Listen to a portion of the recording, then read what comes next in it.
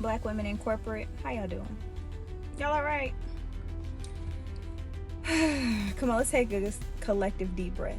I witness other people who are not black, who are just allowed to skate by and do whatever. I have to be 100% perfect. Otherwise, if I don't... Being a BLK person in a YT work environment, that shit is so exhausting. Like, first of all, you gotta come to work. Do you ever stop and think about how life as a black woman in America requires disassociation? And do not allow anybody to tell you that doing so makes you disrespectful and aggressive. Get out of hustle culture and learn to rest. Learn to sit down, learn to trust, learn to put ourselves first, okay? Hey everyone, welcome back to the channel. This is a space where we talk about career, wellness, and the reality of navigating professional spaces. Today's topic is one that hits very close to home for me, and I know it does for many of you too. We're talking about survival, specifically how Black women survive and ultimately thrive in corporate America. Let's be real, the corporate world wasn't exactly designed with us in mind. From microaggressions and tone policing to the double burden of race and gender, the mental load is heavy. Sometimes it feels like you're running a marathon while everyone else is on a power walk. You're overqualified, under-mentored, and often exhausted before the first meeting even starts. But here's the thing. We are not just here to get by. We are here to claim our space, protect our peace, and build legacies. In this video, I'm breaking down the essential strategies for navigating these spaces without losing yourself in the process. We'll talk about setting boundaries, finding your tribe, and mastering the corporate pivot. So grab your tea or your coffee, get comfortable, and let's have a real conversation. Before we dive in, make sure to hit that subscribe button and join our community. We're building something special here. Point 1. The art of professional boundaries. Discuss the importance of saying no to office housework, taking notes, organizing parties, protecting your calendar and your mental energy. Point 2. Finding your safe tribe. The difference between work friends and allies. Seeking mentorship outside of your immediate department. Point 3. Decoding microaggressions. How to address comments about hair, tone, or fit without burning bridges. Documenting everything, the paper trail strategy. Point 4. Prioritizing wellness. Recognizing burnout before it happens.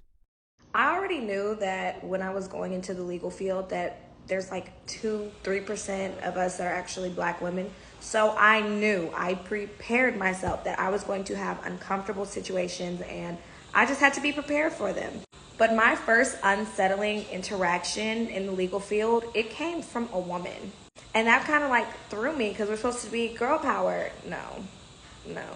She was a little bit older than me and she worked at my firm. We were both law clerks, but she kind of had like years of experience being a law clerk, whatever, but she was like not barred because she kept failing the bar. But I remember once we used to have like trivia night at our job, like downstairs, because we had like a huge office. So it would be happy hour trivia, the team would go down, we would go play trivia, whatever. And one day we're downstairs playing trivia and there's a DJ. So he's playing music while we're doing trivia and he plays Baby Got Back. I am the only Black girl in the office.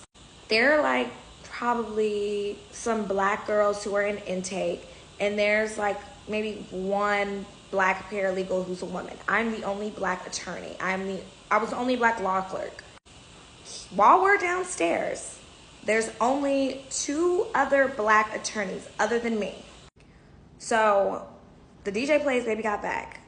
She looks to me in front of everybody and she says, "You requested this, didn't you?"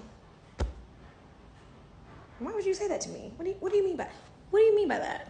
And one of my work friends, he's still like the coolest dude to me to this day. He's like, yeah, no, just this cool white dude. He's like, yeah, no, I requested that. And I enjoy this song a lot. But I'm like, girl, why you say that to me? And even my boss, like one of the partners, he looked like, that's awkward. I don't care if this offends people, it needs to be said. The pressure given to black women to perform in the workplace is crazy. I've observed over the past year for the company that I work for in my day job, I can't have a single thing out of place. Not a single thing. I am not allowed to be human at all, in the slightest. Everything has to be 100% perfect, and then I'm deemed somewhat acceptable.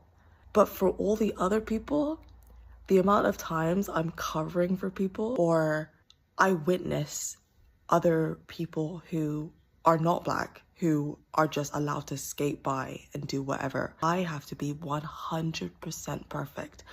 Otherwise, if I don't, eye rolls ensue. The rhetoric begins of, oh, well, she's being difficult or whatever it is. People are clearly typing like behind my back. And just like, it's fascinating because I don't think they'll ever see it. They will never see their prejudices ever. And they'll continue to think that they're in the right for it. Full disclaimer, I am one of 2 black people in the whole company. Another example is the person who's now the managing director of the company would sit on calls with me and talk about how much he couldn't wait until I broke. And he and like the engineering manager would sit on a call and like just literally just laugh at me. That's just examples from 2 other people. I know that this is such a common and shared experience amongst black women in predominantly white spaces, but I'd love to just hear from people like, how do you get through it? Because I'm not at my breaking point because I got 2 months left. I don't care, fuck those people. But it's just like fascinating. If you have any tips, please let me know. Shared experiences, all of that stuff, just let me know. Black women in corporate, how y'all doing? Y'all all right? Come on, let's take a collective deep breath. 1, 2, 3.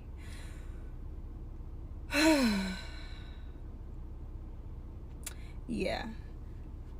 It's starting, not even starting. Honestly, it's not really a big bother because I really detach from this world. And by world, I mean the corporate world. But sending emails in corporate America as a woman of color, specifically a black woman, because that's the experience that I know, it can be the communication Olympics. Because I just can't simply send an email without all of the pleasantries, right? As others can do. I just can't simply answer your question that you asked me. I have to hope that your day was well too. Out of fear of sounding aggressive, abrasive, short, all the things. Sometimes I do it because it's just like, I'm not about to hope your day was well and happy Monday and happy Friday you to death. At a certain point, it's like, hey. But, I feel like sometimes we do. We have to play the game. Or if you don't play the game, encourage your sis. Encourage me. Okay? But, yeah. I hope everyone is doing well. We're going to get through this. We will rise to the top. Survival mode doesn't disappear just because you left your 9-to-5 or your corporate job to become an entrepreneur. Nobody talks about how if you don't actually do the healing work to shift from survival mode to a state of regulation and relaxation, you will literally take those same patterns, that same mindset, that same energy into your business, where you will find yourself overworking, hustling, being afraid to rest, being afraid to slow down, feeling like if you don't always have something going on, if you don't always have something on your calendar, if you don't always have the income coming in, then you are not safe. Then you literally cannot rest. You literally cannot enjoy your life. And that is exactly what you left your corporate job for. That's exactly what you left your 9-to-5 job for, right?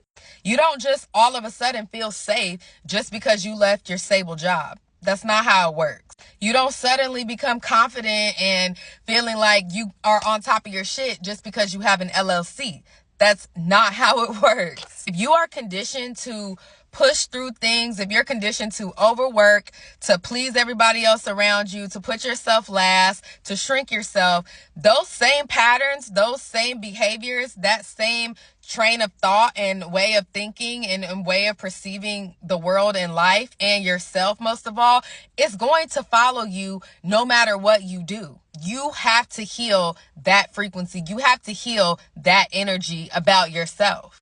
Because if you don't, you get in your own business, but you're afraid to slow down. You end up building a cage that feels very similar to the cage you thought you were leaving when you left the structure of a job. Except now, you don't even have the guaranteed paycheck. Ooh, scary. You're still afraid to trust ease. You're still afraid to slow down. And you're still measuring your worth based off of your output. Sounds very familiar, right? Why leave one environment just to create the same environment for yourself? Because the shift actually has to happen internally. If you don't change, nothing is going to change around you. You got to change internally for your external world to change, period. So if you're in a slow season, if you feel like, you don't have time to rest, but you know that you need to rest, this is your invitation to learn to trust rest, to learn to trust that you will always be provided for, that you will always be okay, even when you put yourself first, even when you don't grind, even when you don't overwork, even when you don't push through, when you know you need to sit down for a minute. It's time for you to detox from grind culture. Grind culture is going to kill us all. It's killing the planet and it's going to kill us too. We need nervous system healing and we need to redefine what success actually means, okay? If you're ready to do that, I invite you to join my free community exclusively for Black women who are ready to get out of grind culture, get out of hustle culture, and learn to rest. Learn to sit down, learn to trust, learn to put ourselves first, okay? The space is called A Space to Exhale. I'm opening it literally this week. Just comment, I'm ready to exhale if you're ready to join. I cannot wait to have you. I cannot wait because this is the work that we need. We got to get out of survival mode. We cannot keep living in survival mode, period. Because you don't need another strategy. You need rest. You need to remember that you are still worthy even when you're not producing, period. So I know nobody prepared me to navigate white workspaces. So to all my young Black professionals out there, let me give y'all a game. Number one, you are going to document everything. I don't give a fuck what the interaction was. If it felt weird, if it sounded weird, document. Date, time, person, full names, title, roles, everything. I want you to document it. I don't give a fuck what you do, document. Number two, you are going to lie when they ask you what you did over the weekend. Don't tell them. If they say, what did you do over the weekend? How was your weekend? I just relaxed. Oh, I just relaxed. I was just chilling. I stayed at home. I don't give a fuck if you went to the Bahamas, shook ass, fucked a stranger. Do not tell those people what you did over the weekend. Lie. And for the love of God, read the employee handbook. Read it. Now, I want to talk a little bit about surviving corporate America as a Black woman. Let's talk about that. So you got to know the game, right? Everything is a game. This whole life is a game. You just got to make sure that you're playing your cards right so that you can win the game. So if you're a Black woman in corporate America, especially if you're non-conventional, meaning you don't fit in the Medea category that society likes to put you in, you have to go after particular opportunities from a specific group of people. I recommend white men over the age of 55. If you are a corporate Black girly and you have a career, you're going to have to go for the white man over the age of 55. If he's 65, even better. The older he is, the better. For me personally, that is the niche that I am able to get ahead in my career with that niche. With every other niche, it doesn't work. I end up getting very stuck. But with old white men, my career it progresses. So for Black women, you have to understand that when you go into these corporate spaces, they want you to tap dance for them, okay? Meaning you are supposed to be the entertainment for the rest of the staff. And if you're quiet and you're put together and you're elegant and you're like a suburban Black girl, you fit in my category of being the suburban Black girl, that's going to trigger people. That's really going to trigger people when you have the audacity to be elegant, classy, polished, full of education, and also sprinkle some elegance on top of there. If you have the audacity to be those things which don't fit in the Medea category, you are going to be ostracized for that. So if you want to get a break from that, get a white man over the age of 55 as a boss, and there's an 80% chance that he will be able to push your career ahead. That has been my experience. In my industry, it was an older white Jewish man that literally taught me everything that I knew. Like, he even taught me skills that I didn't need at the time, but he told me, if I teach you this now, you'll be able to use it in the future. So he was able to give me the blueprint of a lot of things, and he was always putting my name in the ears of VPs. He was always putting my name in the ear of these big company, the COOs of the company, because he saw my talent and didn't feel threatened by it. So other demographics, in my opinion, in corporate don't respond well to a black woman who's a full package. But the white man probably most likely will, because it goes back to history. The white man will never view the black woman as competition. I think it goes back to the fact that the white man will never really view the black woman as competition. So because they'll never look at you as a competitor, they just treat you a little bit better in corporate. Remember, you guys, I'm talking about corporate. I'm not talking about life. I have women and men of all nationalities that support my platform and my personal business. Right now, I'm talking about corporate, okay? So in corporate, if a black woman wants to be able to last, you're going to have to understand how this game works. And where's the white man over 55? Where's the white man over 55? That is who you need to be looking for. That is who you need to be looking for.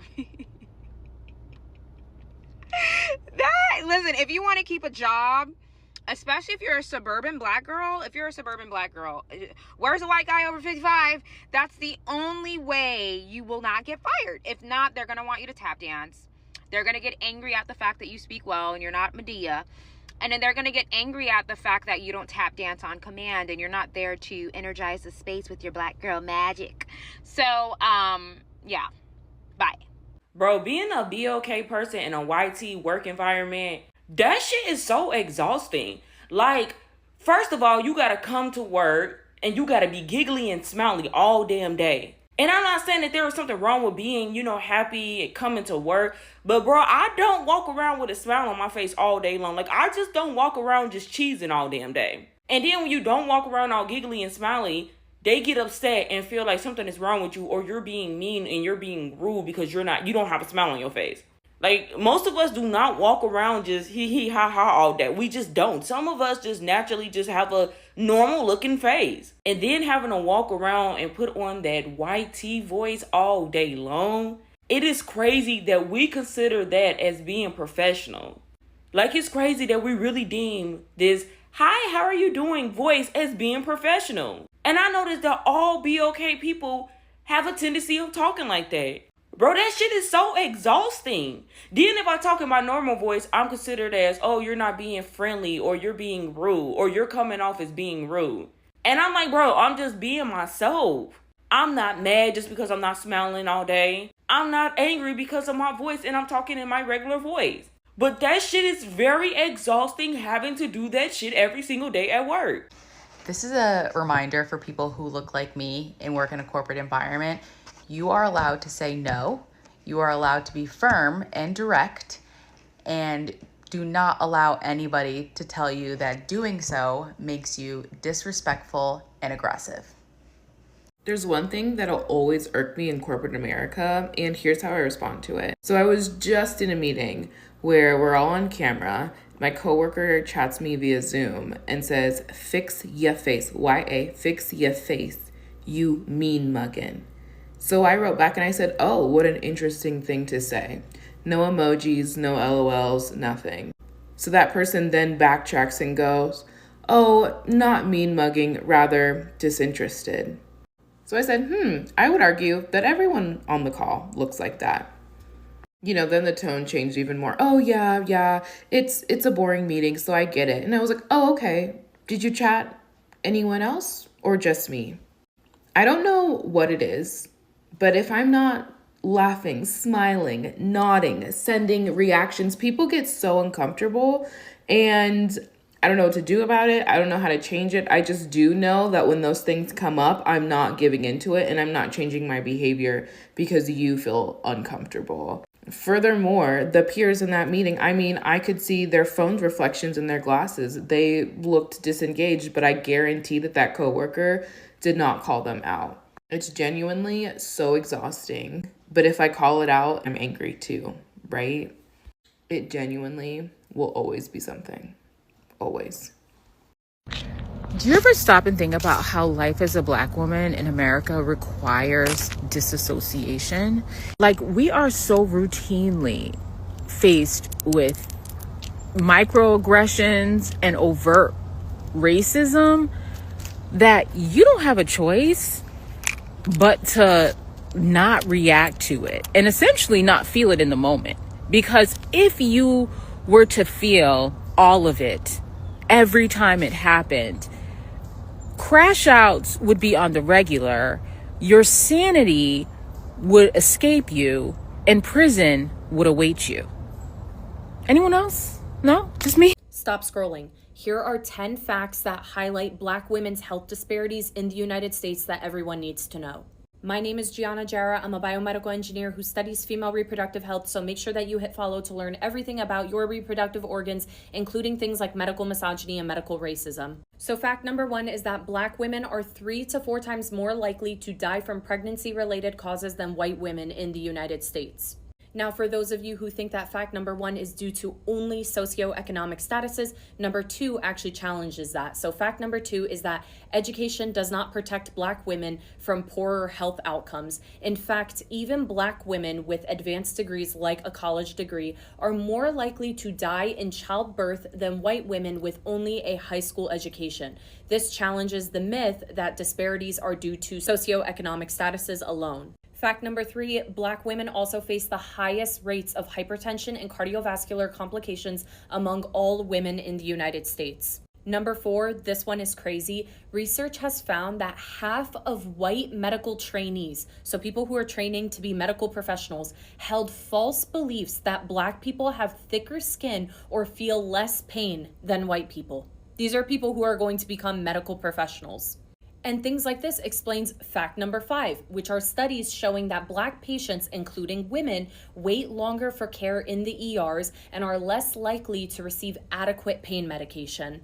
Fact number 6 is that Black women are more likely to experience severe fibroids, endometriosis, and PCOS, with these conditions being more often diagnosed late or dismissed entirely. Number 7, Black women are more likely to receive hysterectomies, especially unnecessarily. Black women are more than twice as likely to undergo hysterectomies, even for benign conditions like fibroids, and are less likely to be offered less invasive alternatives. Number 8, they're all crazy, but this one's also a crazy one. Black women are significantly underrepresented in reproductive health studies. In a 2022 review, Black or African American women made up only 3 to 5% of participants in women's health drug trials. We know for the longest that women were not allowed in clinical trials, and now women are, but Black women are still severely underrepresented. Number 9 is that Black women have significantly higher rates of bacterial vaginosis and are less likely to receive targeted treatment. This is very damaging because there is a narrative that bacterial vaginosis comes from being promiscuous or being unhygienic, and this directly is thrown at the Black community and Black women because their rates of BV are higher, when we know that BV is not attributed to poor hygiene or even being promiscuous. It is a fundamental microbial imbalance, and missing targeted treatment is what allows it to continuously reoccur, and this is something that Black women are struggling to get access to. And number 10, despite the higher rates of infertility, Black women are less likely to be referred to a fertility specialist, and they wait longer before seeking care, often due to provider dismissal or financial barriers. Black women's health disparities is something that is not talked about enough, and it needs to be discussed more often. So if you want to see a part 2, let me know and I can make that for you guys.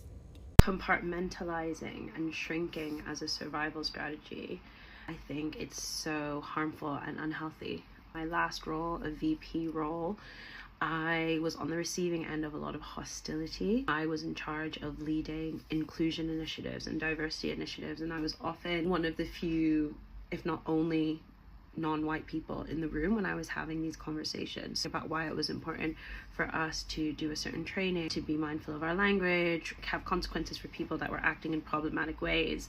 And people would question that or push back on that or have me explain that. And a lot of the times it felt really dehumanizing to have to do that, to explain why it's not okay to be racist or sexist. I couldn't just roll my eyes every time someone said something wild, right? I had to be professional. Instead, just like silence myself or compartmentalize. When I wrote my play, the first time the actors read my play at a table read, so the first time I heard it brought to life, we took a break and I stepped out and I just cried so much because I felt that I was suddenly like really feeling a lot of the emotions that I kept bottled up inside. And I think that there are a lot of women in the workplace, Black women, women of color especially, who the only way they can survive is to stay silent or to compartmentalize, but those feelings have to go somewhere. We can't just keep them bottled up inside. Let's talk about what not to do as a Black woman in corporate America.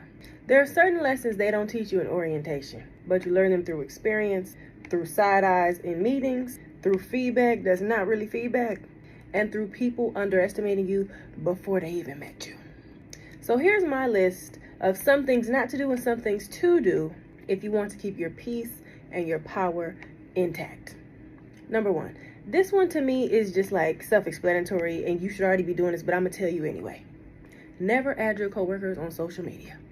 I don't care how friendly they seem, work friends are work friends. Keep your personal life off of their timeline. They don't need to know where you brunch, who you date, or what your opinions are, or what you're doing on a random Sunday night. Because them same people laughing under your post will also have screenshotted your post and be plotting to use it at any moment they need to. Number 2, never let microaggressions slide. I don't sweep anything under the rug. Not tone, not comments, not the compliments that really aren't compliments. If you say something racist, stereotypical, or simply out of line, I will make you uncomfortable. Respectfully, of course, but it's gonna get addressed. A, Taylor A. Williams, A for addressing everything, okay? Because the thing is, silence would get interpreted as agreement. And one thing I'm never gonna do is let you get comfortable being disrespectful to me or around me. Number 3, my God, I couldn't even, you saw that? Couldn't even catch my finger. Number 3, never let people make you feel like you do not belong in the room that you're in. You worked hard to be there. You earned your seat. Do not shrink, do not over-explain, and do not feel like you have to prove why you deserve to speak. Walk in like you belong, because you do. You were invited for a reason. And half of the time, no tea, no shade, you're more qualified than the people side-eyeing you, okay? Number 4, always have a paper trail. My God, today. Documentation is protection, period. Keep receipts. Take notes, forward confirmation email to your personal account if your company allows. Because when things go left, and in corporate America, sometimes they do, you will be glad you had timestamps, screenshots, and facts. What my girl from Salt Lake City say? Receipts, proof, timeline, screenshots, everything. Because your word alone won't always be enough. But guess what? Them receipts, that proof, it's gonna speak loud. Number 5. Don't let them silence your voice in meetings. You have ideas, you have perspective, you have value. And if someone tries to interrupt you or say your idea louder, like they just came up with it, because let me tell you, boy, does that happen. You stop them politely, but directly. Actually, I just said that. Let me finish my thought. Yeah. Don't let them take credit or dim your presence. You belong in that conversation. Number 6, protect your peace. Every battle is not yours to fight. You can clap back strategically, but not emotionally. Document it, report it, and then move accordingly. Because the goal is longevity and legacy, not burnout. Learn to step back, log off, or take that PTO day before they take it from you. Number 7, don't let them box you in. You're not the diversity hire. You're not just the Black perspective, you are strategy, creativity, leadership, and innovation. If you want to help with the DEI committee, that's fine, but don't let them limit your contribution to culture when you bring so much more to the table. You can care about representation and still demand high recognition for your results. And last but not least, never lose yourself trying to fit in. My God, today. You do not have to code switch yourself into exhaustion to be respected. You can be polished and authentic, professional, and proud of who you are. Because when you start watering yourself down to make others comfortable, you start disappearing. And we're not disappearing anymore, we're showing up. So yeah, being a Black woman in corporate America, that just triggered me, is not easy. It comes with its challenges, but once you learn how to protect yourself, set boundaries, and stand on business, you realize you can thrive in any room they put you in, or that you put yourself in, okay? We're not playing small, we're not letting things slide, we're documenting, we're protecting our peace, and we're owning our space, unapologetically. And y'all know I'm saved, so I do have to leave you with the word. In Matthew, it says, "You are the light of the world. A city set on a hill cannot be hidden." My God, today. So remember that. And walk in that office like you own the place. And if they don't invite you to the table, we will make our own. I want to end this by saying something very clearly. You belong in every room you walk into. Your perspective is an asset, your work ethic is unmatched, and your presence is necessary. Don't let a toxic environment make you feel small or doubt your brilliance. If you're feeling overwhelmed right now, take a deep breath. You are more than your job title. You are a whole human being with a life that deserves to be celebrated outside of a 9-to-5. I want to hear from you in the comments. What is one survival tip that has changed the game for you in your career? Or if you're struggling right now, what's one thing you're going to do this week to prioritize your peace? Let's support each other down there. This community is a safe space for us to share our wins and our challenges. If you found value in this video, please give it a thumbs up. It really helps the channel reach more women who might need to hear this message today. Don't forget to check out the description box for some resources I've linked, including my corporate survival checklist and some of my favorite professional development books for Black women. Thank you so much for spending your time with me today. I truly appreciate every single one of you. Stay bold, stay authentic, and I will see you in the next video. Bye for now.